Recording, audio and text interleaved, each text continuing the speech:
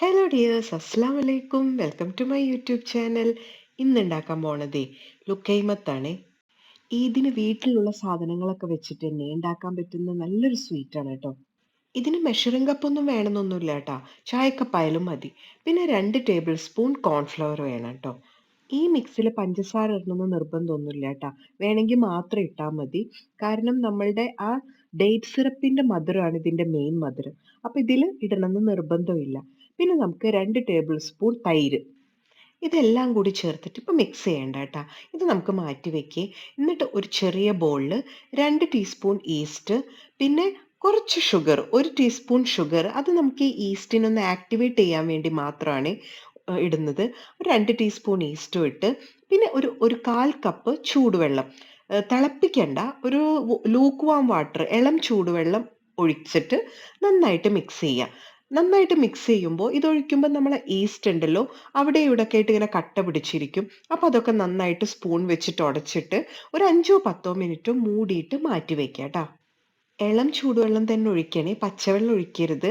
എന്നാലേ ഈസ്റ്റ് നന്നായിട്ട് ആക്ടിവേറ്റ് ആയിട്ട് വരുള്ളൂ. ഒരു 5-10 മിനിറ്റ് മൂടി വെച്ചതിന് ശേഷം നല്ല രീതിക്ക് ഇതിങ്ങനെ ആക്ടിവേറ്റ് ആയിട്ട് നമുക്കിങ്ങനെ വരും. ഒരു 10 മിനിറ്റ് ഒക്കെ കഴിഞ്ഞപ്പോൾ ഈസ്റ്റ് നന്നായിട്ട് ആക്ടിവേറ്റ് ആയിട്ട് വന്നിട്ടുണ്ട് കേട്ടോ. കണ്ട, ഇതുപോലെ ആക്ടിവേറ്റ് ആയിട്ടുണ്ട്.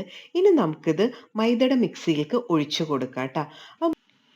ഈ ഈസ്റ്റിൻ്റെ മിക്സും കൂടി ഒഴിച്ചതിന് ശേഷം ഉണ്ടല്ലോ, നമ്മൾ വെള്ളം ഒഴിച്ചിട്ടാണ് ഇത് മിക്സ് ചെയ്യുന്നത്. വെള്ളം എന്ന് പറഞ്ഞു കഴിഞ്ഞാൽ സാധാരണ പച്ചവെള്ളം, ചൂടാക്കുക അങ്ങനെയൊന്നും വേണ്ട. സാധാരണ പച്ചവെള്ളം ഒഴിച്ചിട്ട് നന്നായിട്ട് മിക്സ് ചെയ്ത് കൊടുക്കുക. അത് നമ്മൾ അളവിനനുസരിച്ച് കുറച്ചീശെ കുറച്ചീശെ ഒഴിച്ചാൽ മതി. ഒറ്റയടിക്ക് കുറേ വെള്ളമോ അങ്ങനെ കുറച്ച് വെള്ളം ഒഴിക്കരുത്. കുറച്ച് വെള്ളം ഒഴിച്ചു കഴിഞ്ഞാൽ ഈ മൈദയുടെ മിക്സൊക്കെ കൂടി കട്ട കെട്ടും. അപ്പോൾ ഈ കുറേ ലംസ് ഉണ്ടാവും. അപ്പോൾ നമുക്കിങ്ങനെ സ്മൂത്ത് ബാറ്റർ കിട്ടാൻ പാടായിരിക്കും കേട്ടോ.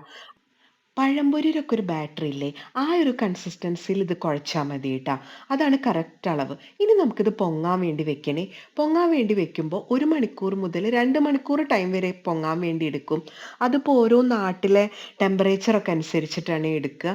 അപ്പോൾ ഇവിടെയൊക്കെ ആണെങ്കിൽ അകത്ത് തണുപ്പുണ്ട്. അപ്പം ഞാൻ എന്താ ചെയ്യാന്ന് പറഞ്ഞാൽ, ഒന്നില്ലെങ്കിൽ ഓവണിലോ അല്ലെങ്കിൽ കുക്കിംഗ് റേഞ്ചിൻ്റെ താഴെയൊക്കെ കുറച്ച് നേരം ഒന്ന് ചൂടാക്കാൻ വെച്ചിട്ട് ഓഫ് ചെയ്തതിന് ശേഷം ആ ചൂടിൽ വെക്കും.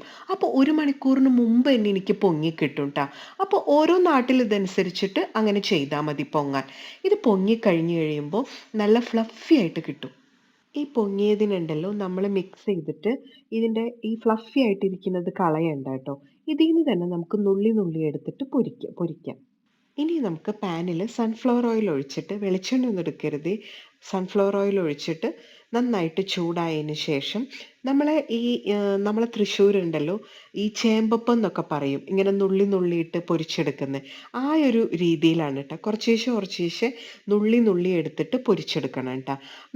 നുള്ളിയെടുക്കുന്നത് നമുക്ക് വേണമെങ്കിൽ ചെറുതോ വലുതോ ബോൾസായിട്ട് നുള്ളിയെടുക്കാം. പക്ഷേ ഇവിടെ എല്ലാവർക്കും കുറച്ച് വലുതാണ് ഇഷ്ടം. അതുകൊണ്ട് ഞാൻ ഇച്ചിരി വലുതായിട്ട് നുള്ളിയാണ് ഇടുന്നത്. പക്ഷേ ഇത് നമ്മൾ എടുക്കുന്ന എമൗണ്ടിൻ്റെ ഡബിൾ സൈസ് ആവും ഇത് പൊരിച്ച് വരുമ്പോൾ. ഇതുപോലെ അങ്ങ് വീർത്ത് വരും. അപ്പം അതുകൊണ്ട് അതിൻ്റെ കണക്കിനനുസരിച്ച് നുള്ളി നുള്ളി ഇട്ടാൽ മതി കേട്ടോ. എപ്പോഴും ഇത് ഡീപ് ഫ്രൈ ചെയ്തെടുക്കണേ. അപ്പം അധികം അധികം എണ്ണ ഒഴിച്ചിട്ട് വേണം നമ്മളിത് പൊരിക്കാനായിട്ട്. ഡീപ് ഫ്രൈ തന്നെ ചെയ്തെടുക്കണേ. എന്നാലേ അത് ശരിക്കും ഇങ്ങനെ ഫുള്ളായിട്ട് പൊങ്ങി വരുള്ളൂ. ഇത് പൊരിക്കുമ്പോൾ ഉണ്ടല്ലോ, ലൈറ്റ് ഗോൾഡൻ കളർ ആയാൽ മതി കേട്ടോ. നമ്മൾ സാധാരണ പൊരിയൊക്കെ പൊരിക്കുന്ന പോലെ അങ്ങനെ ഡാർക്ക് ആക്കാൻ നിൽക്കരുത്. ലൈറ്റ് കളർ, ഒരു ഗോൾഡൻ ലൈറ്റ് കളറേ പാടുള്ളൂ കേട്ടോ. അതാണ് ഇങ്ങനെ കാണുമ്പോൾ ഭംഗി അതാണ്. ശരിക്കുള്ള കളറും അത് തന്നെയാണ്. കുറെ കൂടി സ്കില്ലിലൊക്കെ ഒന്നും കൂടിയൊക്കെ ഒന്ന് ഉരുട്ടിയൊക്കെ ഇടുകയാണെങ്കിൽ നല്ല പെർഫെക്റ്റ് ബോളായിട്ടൊക്കെ വരും ട്ടാ. പിന്നെ ഇങ്ങനത്തെ സമയങ്ങളിലൊന്നും ഞാൻ അധികം സാഹസം കാണിക്കാറില്ല. കാരണം എപ്പോഴും ഇതേപോലെ എണ്ണ തെറിച്ചിട്ടൊക്കെ പ്രശ്നങ്ങൾ ഉണ്ടാവാറുണ്ട്. അതുകൊണ്ട് ഒരു ഗ്യാപ്പ് ഇട്ടിട്ടേ ഞാൻ ഇങ്ങനത്തെ പരിപാടിക്കൊക്കെ നിൽക്കാറുള്ളൂ ട്ടാ. അങ്ങനെ ഒരു ലൈറ്റ് ഗോൾഡൻ കളർ ആകുമ്പോൾ നമുക്ക് ഇതേപോലെ മറിച്ചിട്ടിട്ട് അധികം ടൈമൊന്നും വേണ്ട. ഇത് പുറം നല്ല ക്രിസ്പിയും അകം നല്ല സോഫ്റ്റും ആയിരിക്കും ട്ടാ. ഇതുപോലെ ഇങ്ങനെ മൊരമൊര സൗണ്ട് കേൾക്കാൻ പറ്റും. ഇത് നോർമലി ഡേറ്റ് സിറപ്പ് ഒഴിച്ചിട്ടാട്ടോ കഴിക്കുക. ഇനി ഡേറ്റ് സിറപ്പ് വീട്ടിലില്ലെങ്കിലും സാരമില്ല, നമുക്ക് ഹണി യൂസ് ചെയ്യാം. ഹണിയോ ഡേറ്റ് സിറപ്പോ എന്ത് വേണമെങ്കിലും യൂസ് ചെയ്തിട്ട് ഇതിൻ്റെ മേലെ നന്നായിട്ട് ഒഴിച്ചിട്ട് ആ ഒരു മധുരമാണ് ഈ ഒരു ഡംപ്ലിങ്സിന് ഉണ്ടാവുക കേട്ടോ. ആ ഒരു മധുരത്തിലാണ് കഴിക്കുന്നത്. കാരണം നമ്മൾ ഇതിൻ്റെ ബാറ്ററിൽ പ്രത്യേകിച്ച് മധുരമൊന്നും ആഡ് ചെയ്തിട്ടില്ലല്ലോ.